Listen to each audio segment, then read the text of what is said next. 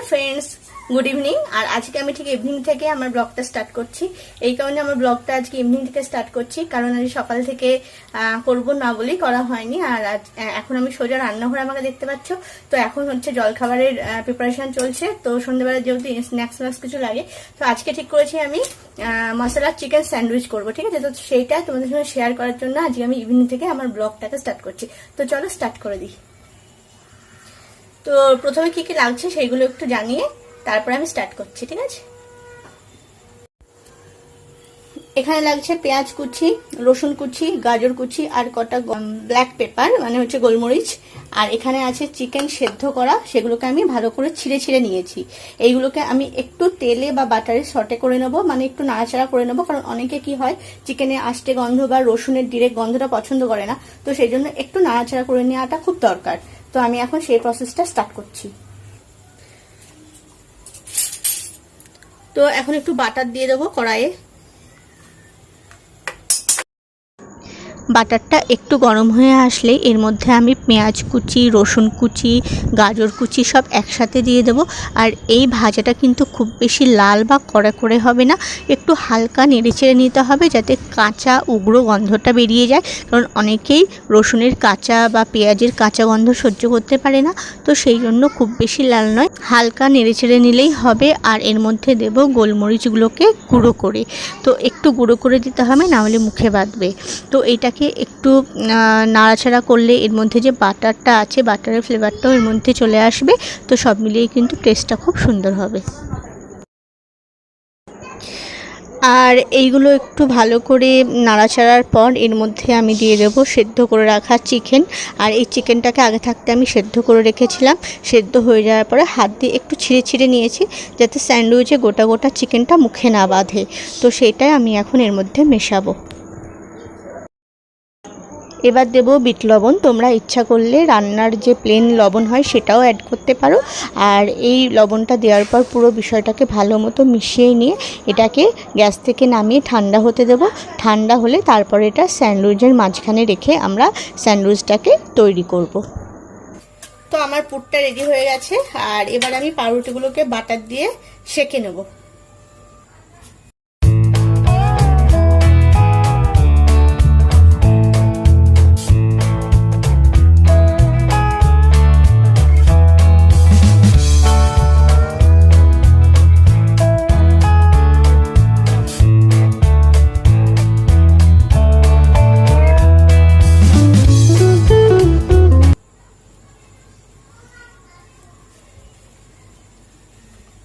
আর এবার এই চিকেনের স্টাফটা কিন্তু ঠান্ডা হয়ে গেছে।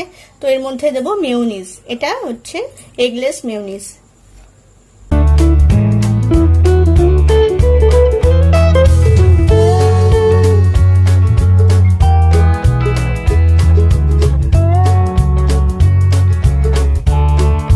দিয়ে এটাকে ভালো করে মাখাতে হবে যাতে আঠা আঠা ব্যাপারটা আসে।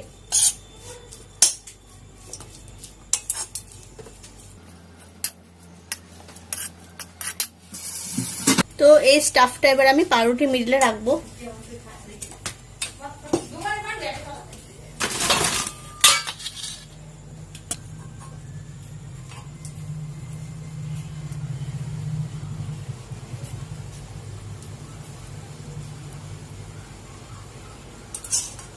খুব বেশি মোটা করলে কিন্তু পাউরুটি দুটো একসাথে বসানো যাবে না।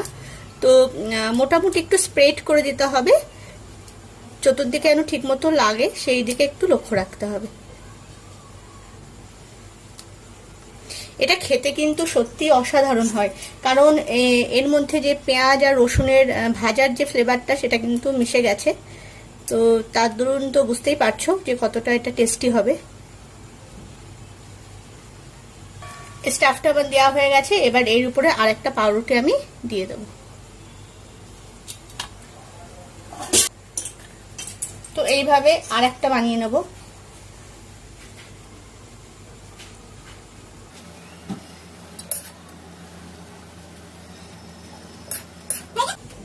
তো এইটাকে এইভাবে চেপে রাখবো। আমি এখানে 6খানা পাউরুটির করছি। তো পুর এখনো মনে হয় কিছুটা রয়ে যাবে, ওটা কখনো যদি পুর রয়ে যায় তো সেটা দিয়ে তোমরা পরের দিন চিকেন চাউমিন হোক বা চিকেন রোল হোক, ওটাকে একটু মশলা দিয়ে একটু স্পাইসি করে নিয়ে চিকেন রোল অনায়াসে বানানো যায়।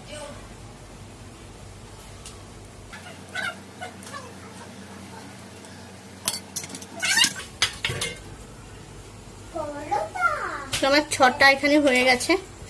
এবার একটু এগুলোকে তাওয়ায় বাটার দিয়ে সেঁকে নিতে হবে।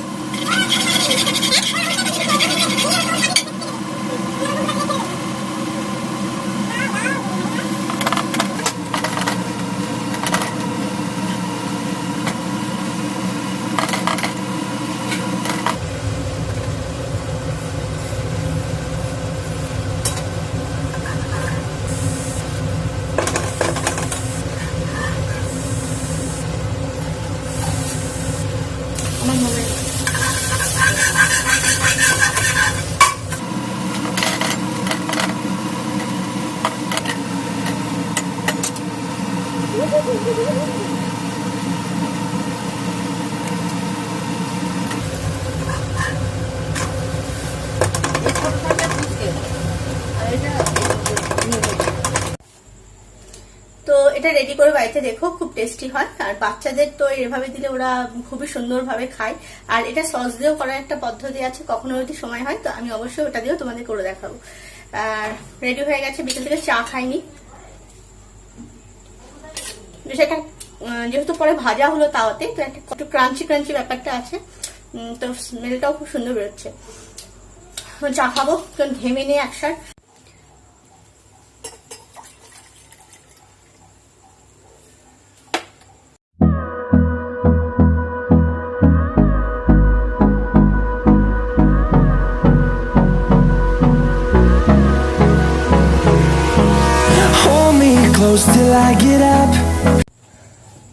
আর আজকে না একটা বড় জিনিস মিস করে গেলাম, কি বলতো, বরের হাতের চা। ও কদিন ঠিক নয়, 2 দিন ধরেই চা বানাচ্ছে, লিকার চাটা শিখেছে। কারণ অনলাইন ক্লাস দেয়, তো তখন চায়ের দরকার হয়, বারবার রিকোয়েস্ট করতে হয়তো দ্বিধা হচ্ছে, তো নিজেই দেখলাম যে আমাকে বললো একটু শিখিয়ে দিতে, তো শিখিয়ে দিয়েছি। এখন ওর ইচ্ছা যে দুধ চাটা শিখবে, মিল্ক টিটা কিভাবে করতে হয় সেটাও শিখবে। তো এখন বলছিল দুধ চা বানানোটা শিখে দাও। তো আমি আর কোনো রিস্ক নিলাম না, কারণ বিকালে একবার লিকার চা করেছে, তো সেটা আমার জন্য রাখা ছিল, আমি আর খাইনি। এইসব তালগোল এত মানে হ্যাঁচা প্যাচা করতে গিয়ে আমার আর খাওয়া হয়নি। আমার মাই খেলো লিকার চাটা, আর মা যেহেতু দুধ চাটা খায় না, তো এখন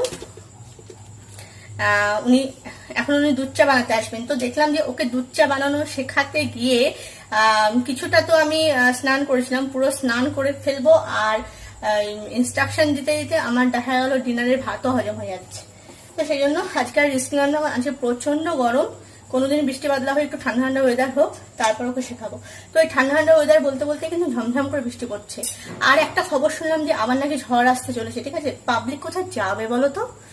এই তো আমফান গেল, আমফানের দাপটে চারিদিকে সত্যি যা বিপর্যস্ত, যা ক্ষয়ক্ষতি হয়েছে না, দেখলেই খারাপ লাগছে।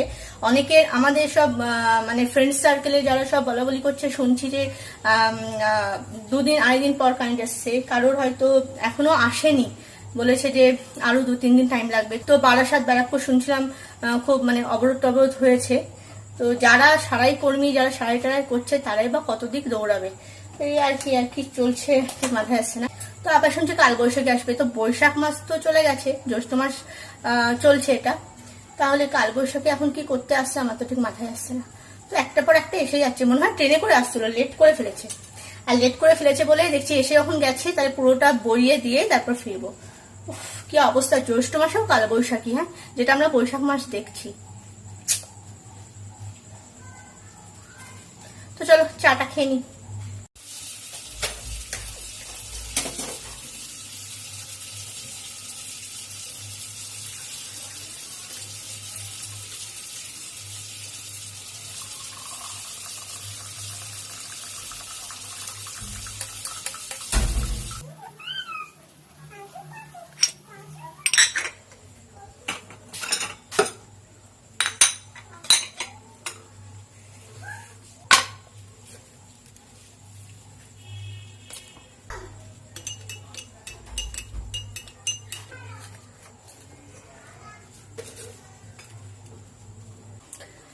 ওরে বাপরে বাপ, বাসন হয়েছে দেখো, পুরো সিঙ্ক জুড়ে বাসন হয়েছে। এই বাসনগুলো মাজতে তো হবেই, এখন যেহেতু মেড আসছে না, তো আগে চাটা খাই তারপর সব কিছু।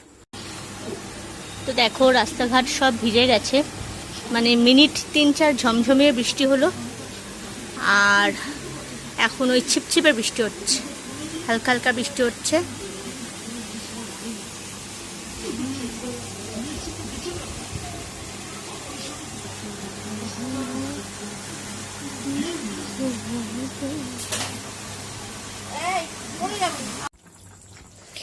এখন আমাদের ডিনার টাইম চলে এসেছে। তো আজকে দুপুরে করেছিলাম আলু ফুলকপি চিংড়ি মাছ দিয়ে, আর হচ্ছে মসুর ডাল, আর কাতলা মাছের আলু দিয়ে, লম্বা লম্বা আলু দিয়ে ঝোল।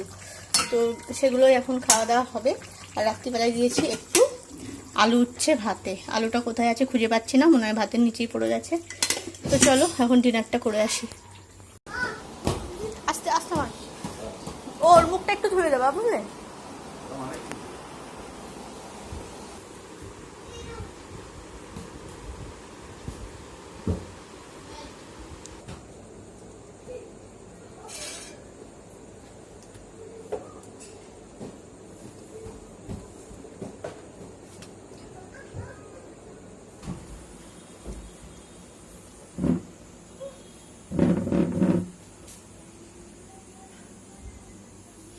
আমাদের এখন ডিনার হয়ে গেছে। তো যেহেতু বৃষ্টি হচ্ছে আর খুব জোরে জোরে হাওয়া চলছে, তো বারান্দা থেকে জামা কাপড়গুলো সব ঘরে নিয়ে আসলাম। আর এখন চলে এসেছি আবার রান্নাঘরে, কারণ একটা বিশাল কাজ বাকি আছে। হ্যাঁ, ওটা আমাদের কাছে সত্যি বিশাল কাজ, কারণ রান্নাঘর পরিষ্কার রাখাটা সত্যিই খুব টাফ, খাবারের গন্ধে পোকামাকড় এসে যায়। তো এখন সেইটাই করব। দেখো এই পাশে যেগুলো দেখছো সমস্ত যা জিনিসপত্র সব এক সাইডে করে দিয়েছি, কারণ এখন আমি মর্টিন রেড ব্ল্যাক মানে 2-in-1 যেটা বেরিয়েছে সেইটাই আমি এখন স্প্রে করব, কারণ ছোটো ছোটো পোকামাকড় আবার দেখা যাচ্ছে আরশোলা। তো এই পাশটা আমি পুরো, এই পাশে বাসন টাসন যা থাকে সব পরিষ্কার করে দিয়েছি, আর এই পাশের র্যাকটা পুরোটা পরিষ্কার করে দিয়েছি। এখানে চামচ, কাঁচি, ছুরি সব কিছু থাকে, ওগুলো সরিয়ে দিয়েছি। তো আজকে এই সাইডটা আর কিছু করবো না, শুধু এই সাইডটা ফাঁকা করেছি, এই সাইডটা দিয়ে আমি এখন স্প্রে করে রাখবো।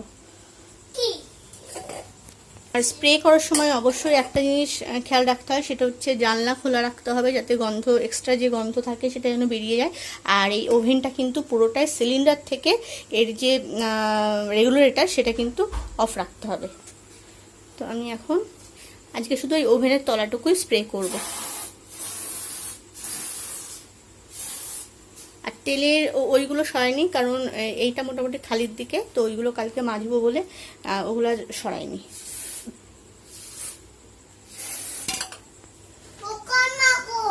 এইগুলোতে দিয়ে দেবো। আর এই স্প্রে করার পরের দিন প্রচুর পরিশ্রম হয়, কারণ সমস্ত কিন্তু ভালো করে ওয়াশ করতে হবে, ওয়াশ না করে কিন্তু রান্নাবান্না কিছু করা যাবে না। তো ওভেনটা একটু তুলে দেবো, তুলে এর তলায় একটুখানি স্প্রে করে দেবো। তো বন্ধুরা চলো আমি এখন এই কাজটা করি, তোমাদের সঙ্গে আবার দেখা হচ্ছে নেক্সট ব্লগে। ততক্ষণ সবাইকে গুড নাইট।